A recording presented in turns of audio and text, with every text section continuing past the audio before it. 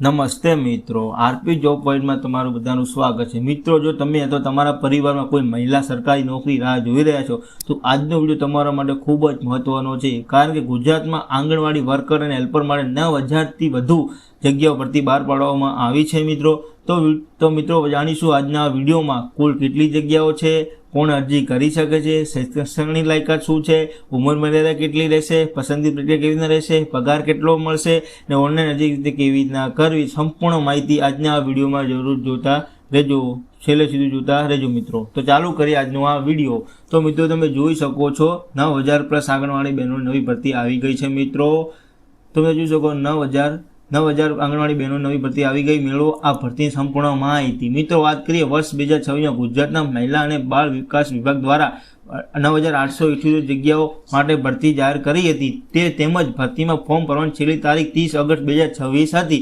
ભરતી પૂર્ણ થઈ હતી ગઈ છે, રિઝલ્ટ પણ જાહેર થઈ ગયું હતું, પરંતુ હવે ફરી એક 9,000થી વધુ જગ્યાઓ માટે ભરતી ટૂંક સમયમાં જાહેર થવાની છે। તો આંગણવાડી બહેનોની ભરતી કાર્યકર અને ટેરેકર માટે પોસ્ટ માટેની રહેશે। મિત્રો તો વાત કરીએ ગુજરાતના મુખ્ય સચિવ એમ કે દાસ જણાવ્યું કે આગામી સમયમાં 9,000થી વધુ આંગણવાડી બહેનો ભરતી કરાશે। તે સાથે પોલીસ વિભાગ નિષ્પક્ષ અને સુવ્યવસ્થિત ભરતી પ્રક્રિયા હાથ ધરવામાં આવશે। રાજ્ય સરકારે મજબૂત આર્થિક સ્થિતિના સમયગાળા આ ભરતી કરાઈ રહી છે। તો મિત્રો તમે ઓફિશિયલ આ પોસ્ટ જોઈ શકો છો। પોલીસ દરમિયાન 14,500 ભરતી જાહેર કરાશે। તો મિત્રો જોઈ શકો છો તમે પોસ્ટ 9,000 આંગણવાડી બહેનો ભરતી ક્યારે એમ કે દાસ જણાવ્યું, મુખ્ય સચિવ એમ કે દાસે જણાવ્યું કે આગામી સમયે 9,000થી વધુ આંગણવાડી બહેનો ભરતી કરાશે। તે આગળ પોલીસ વિભાગ નિષ્પક્ષ અને સુવ્યવસ્થિત ભરતી પ્રક્રિયા હાથ ધરવા માટે આવશે। રાજ્ય સરકારની મજબૂત આર્થિક સ્થિતિમાં સમયગાળા ભરતી કરાઈ રહી છે। તો તમે જોઈ શકો છો આંગણવાડી બહેનોની ભરતી સંબંધિત અન્ય માહિતી।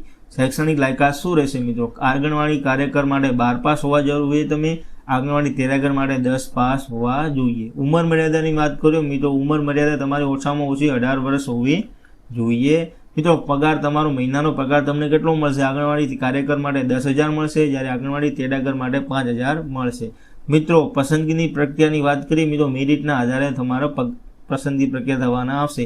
આંગણવાડીમાં ફોર્મ ભરવા માટે જરૂરી સૂચનાઓ અને ડોક્યુમેન્ટ। તો મિત્રો આ ભરતી માત્ર મહિલા ઉમેદવારો માટે જ છે। આ અરજદાર પોતાના વિસ્તાર, ગામ, વોર્ડની આંગણવાડી કેન્દ્રોની ખાલી જગ્યા ઉપર જ અરજી કરી શકે છે। જન્મ તારીખ આધારે પુરાવા માટે લિવિંગ સર્ટિફિકેટ અથવા ધોરણ 10-12ની માર્કશીટ હોવી જોઈએ।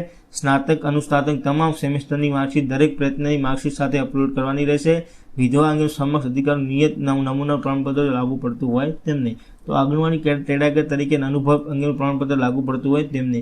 અરજદાર રજૂ કરવામાં આવે તમામ માહિતી અને પ્રમાણપત્ર સાચા છે તે પ્રમાણિત નક્કી કરેલ પરિસ્થિતિ મુજબ નમૂનાનું સ્વઘોષણા સેલ્ફ ડિક્લેરેશન અરજદારને રજૂ કરવાનું રહેશે। રહેવાસી પ્રમાણપત્ર મામલતદારશ્રી દ્વારા આપવામાં થતા નિયમિત અનુદાન મુજબ ગ્રામીણ AWC જે મહેસૂલથી ગ્રામમાં સ્થાપિત હોય ત્યાંથી ઓછામાં ઓછી 1 વર્ષની સ્થાનિક રહેવાસી હોવી જોઈએ। ગ્રામીણ પંચાયતો VCE દ્વારા ઓનલાઈન અરજી કરી આપવામાં આવશે। શહેરી માટે FWC જે ચૂંટણી વોર્ડમાં સ્થાપિત હોય તેવા ત્યાંની ઓછામાં ઓછી 1 વર્ષની સ્થાનિક રહેવાસી હોવા જોઈએ। તેથી રહેવાસી પ્રમાણપત્ર જાહેર પ્રસિદ્ધ થયેલા તારીખ 6 માસથી વધારે જૂનું ન હોવું જોઈએ। આંગણવાડી કાર્યકર તેડાગરની ભરતીમાં કોને યોગ્ય ગણવામાં આવશે? ગુનાહિત ઇતિહાસ, પોલીસ ફરિયાદ અથવા કોર્ટ દ્વારા સજા જાહેર કરેલ હોય, નાદાર હોય તેવા ઉમેદવાર, નાદાર કરેલ હોય તેવા તથા સરકારી અર્ધ-સરકારી માનદ સેવામાંથી ફરજ મોકૂફ કરવામાં આવેલ હોય તેવા। એક જ આંગણવાડી, એક જ કુટુંબના સભ્યો, સાસુ વહુ, દેરાણી જેઠાણી, 2 ભુવો, નણંદ ભાભી ના હોવા જોઈએ। મિત્રો સ્નાતક, સ્વરાજ્ય સંસ્થા, વિધાનસભા, લોકસભા અથવા કોઈપણ સરકારી સંસ્થા, રજિસ્ટર સોસાયટી, રજિસ્ટરમાં સાનદ વેતનો અથવા ચૂંટાયેલ પદ ધરાવતા હોય તેવા। મિત્રો જોઈ શકો છો આજનો આ વિડીયો 9,000+ આંગણવાડી બહેનો માટે નવી ભરતી હતી। તો મિત્રો મળ્યું નેક્સ્ટ વિડીયોમાં। ધન્યવાદ।